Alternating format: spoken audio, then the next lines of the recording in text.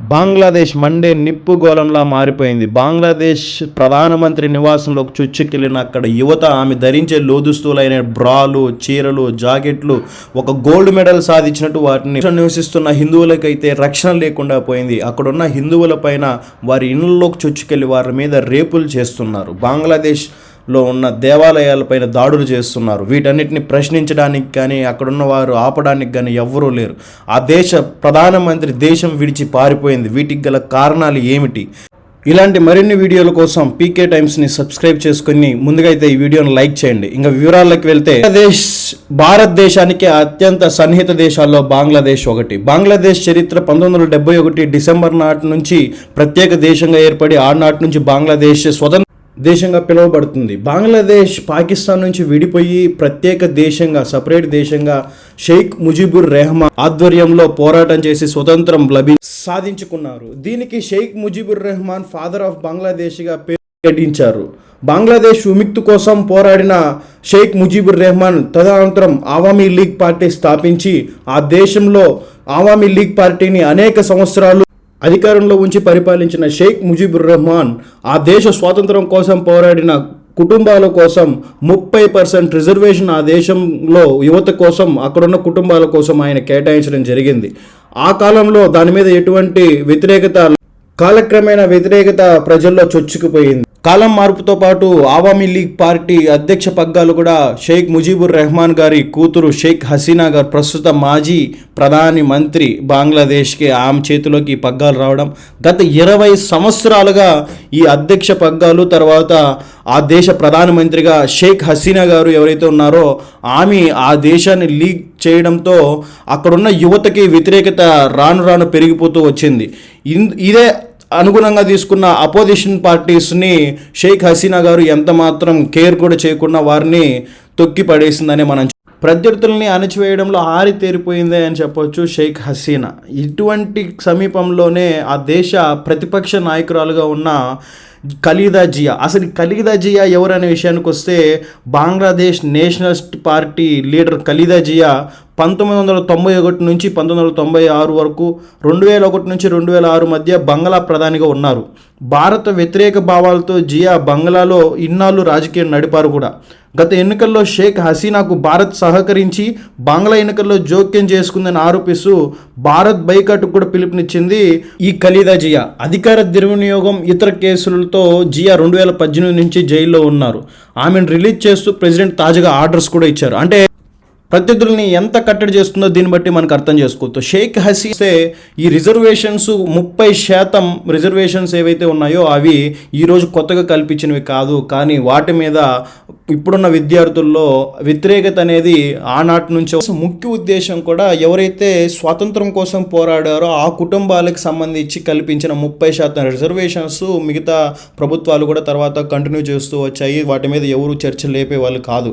కానీ ఎప్పుడైతే షేక్ హసీనా ప్రభుత్వం చేతిలోకి వచ్చిందో ఆమె నిరంతృత్వం అనేది తారాస్థాయికి వెళ్ళిపోవడం, తర్వాత ఆమె ముక్కుసూటితనం ఎవరికి లోంచే పరిస్థితి లేకపోవడంతో అక్కడున్న అపోజిషన్ పార్టీస్ కూడా గత 20 సంవత్సరాలుగా నోరు తెరిచే పరిస్థితి లేకపోవడంతో అపోజిషన్స్ పార్టీస్ కూడా ఎప్పుడెప్పుడా అని చెప్పి ఎదురు చూస్తున్న సమయం ఈ రిజర్వేషన్స్ అనే టాపిక్ విద్యార్థుల్లో చెలరేగడం, ఆ ఆందోళనని అక్కడున్న అపోజిషన్ పార్టీస్ ఈ ఖలీదా జియా తర్వాత అనేక మంది పోరాటం చేయడం, ఆ అపోజిషన్స్ పార్టీస్ సహకారంతో విద్యార్థులు రెచ్చిపోవడంతో ఈ రిజర్వేషన్స్ ఏదైతే ఉన్నాయో అవి కారణం మిగతా ప్రజల్లో కూడా చొచ్చుకెళ్ళింది. 0.6% ఉండే సైనిక కుటుంబాలకు చెందాల్సిన రిజర్వేషన్స్ దాదాపు 30% మందికి కూడా ఫుల్ అయిపోవడంతో అక్కడ ఉన్న వారు జీర్ణించుకోలేకపోయారు. ఈ రిజర్వేషన్స్ అన్నీ కూడా ఆవామీ లీగ్ పార్టీ తన సొంత పార్టీ కార్యకర్తల కోసం షేక్ హసీనా ఉపయోగిస్తుందని చెప్పి ఆ దేశ ప్రజలు విద్యార్థులు అందరూ నమ్మి ఈ ఉద్యమంలో పాల్పంచుకోవడం, తర్వాత షేక్ హసీనా ఈ ఉద్యమాన్ని ఇంకా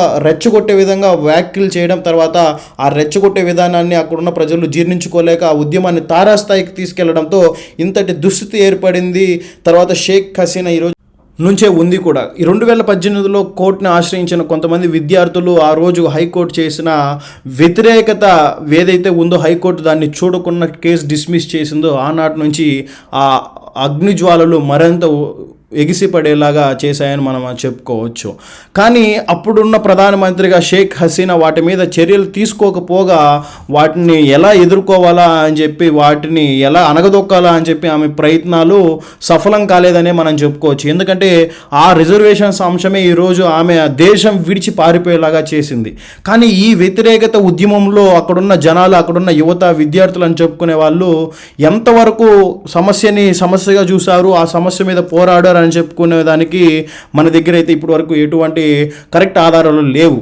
ఈ షేక్ హసీనా ఒక నియంతృత్వం ఆ దేశం ప్రజలు జీర్ణించుకోలేకపోయారు అనేది ఎంత వాస్తవమో, ఈ నిజమైన పోరాటం కాదు. ఈ పోరాటానికి పాకిస్తాన్ నుంచి, చైనా నుంచి అంతే ప్రోద్బలం, అంతే ఇదిగా సపోర్ట్ చేశారని కూడా మనం చెప్పుకోవచ్చు. ఎందుకంటే పాకిస్తాను తర్వాత చైనా ఎప్పటికీ భారత్కి వ్యతిరేకమే. కానీ బంగ్లాదేశ్ దేశం ముందు నుంచి మనకి ఎంతో వారికి స్వతంత్రం వచ్చినప్పటి నుంచి మనం వారికి ఎంతో అండదండలు అందిస్తున్నాం. ఒక మిత్ర దేశంగా ఆ దేశానికి మన దేశానికి ఎన్నో. భారత్ బంగ్లాదేశ్ మధ్య కూడా ఈ హసీనా రాజీనామా ఒక పెద్ద తలనొప్పిగానే మనం చెప్పుకోవచ్చు. ఎందుకంటే భారత్ బంగ్లాదేశ్ మధ్య అనేక ఆర్థిక ఒప్పందాలు జరిగాయి, మరియు జల పంపకాలు కూడా వివాదాలు పరిష్కారం అయిపోయాయి. ఇరు దేశాలకు కలిపే రోడ్డు, రైల్వే ప్రాజెక్టులు ఎన్నో వేగవంతమయ్యాయి. మనకి బంగ్లాదేశ్ మధ్య ఎటువంటి టెర్రరిజం లేకపోతే టెర్రరిజానికి సంబంధించిన యాక్టివిటీస్ పూర్తిగా నశించిపోయాయని చెప్పుకోవచ్చు.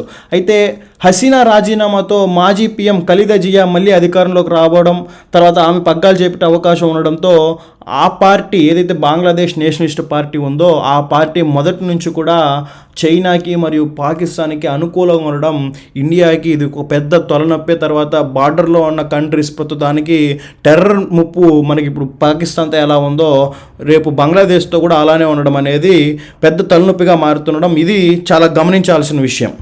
ఇలాంటి ఘటనలు అప్పుడు శ్రీలంకలో జరిగితే ఇప్పుడు బంగ్లాదేశ్లో జరిగాయి. బంగ్లాదేశ్ పీఎం పదవికి రాజీనామా చేసి హసీనా దేశం విడిచి పారిపోయారు. ఆమె భారతదేశంలో ఆశ్రయం పొందుతున్నారు. ఇది అందరికీ తెలిసిన విషయమే. ఆందోళనకారులు ఆమె ఇంట్లోకి వెళ్ళి చొరబడి వస్తువులు, తర్వాత ఆమె లోదుస్తువులు, అక్కడున్న టీవీలు, సోఫాలు, అక్కడున్న ఫుడ్ ఏం దొరికితే అది అక్కడున్న యువత ఎత్తుకెళ్ళిపోవడం. అప్పుడు శ్రీలంకలో రాజపక్స దేశం విడిచి పారిపోగా ఆయన ఇంట్లోకి ఇదే విధంగా వెళ్ళి తీసుకున్నారు. వస్తువులు ధ్వంసం చేశారు. బంగ్లాలో నిరసనలకు రిజర్వేషన్లకు కారణమైతే శ్రీలంకలో ఆర్థిక సంక్షోభం ఆందోళనకి దారితీసింది. ఏది ఏమైనా సరే ఇలాంటి పద్ధతి ఏ దేశానికి కూడా మంచిది కాదని చెప్పి మనం చెప్పుకోవచ్చు. భారతదేశానికి మొదటి నుంచి కూడా సహాయం అందిస్తున్న తర్వాత మిత్రదేశంగా మెలుగుతున్న బంగ్లాదేశ్కి ఇలాంటి ఘటన జరగడం అనేది భారతదేశంగా, భారతీయులుగా మనం చాలా ఆందోళన చెందాల్సిన అంశం.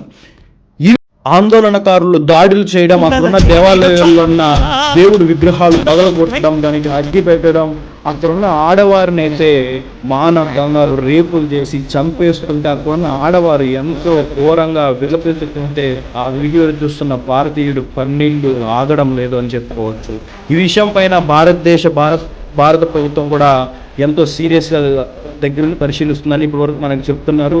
కానీ ఏది ఏమైనా సరే భారతీయులకి అక్కడ ఇటువంటి స్వేచ్ఛ లేకపోవడం అనేది ఒక భారతీయుడిగా మనం సూచించాలి. ఈ విషయంలో మనం చాలా బాధపడాల్సిన విషయం. ఇప్పటికీ అక్కడ పరిస్థితులు అలానే ఉన్నాయి. ఎక్కడో ఏదో జరిగితే స్పందించే మన ఇండియన్ స్టార్స్ కానీ, స్పోర్ట్స్ స్టార్స్ కానీ, సెలబ్రిటీస్ కానీ మన పక్క దేశంలో ఉన్న మన హిందూ దేవాలయాలపైన, దేవతలపైన, అక్కడున్న ఆడగారి ప్రాణాలు అల్లరిమూకుల దాడులు చూస్తుంటే ఇటువంటి హీనమైన ఘటనలపైన ఏ సెలబ్రిటీ స్పందించుకోవడం అనేది ఒక విడిపెట్టిన తర్వాత ఒక సిద్ధిమాన చర్యగా భావించాలి.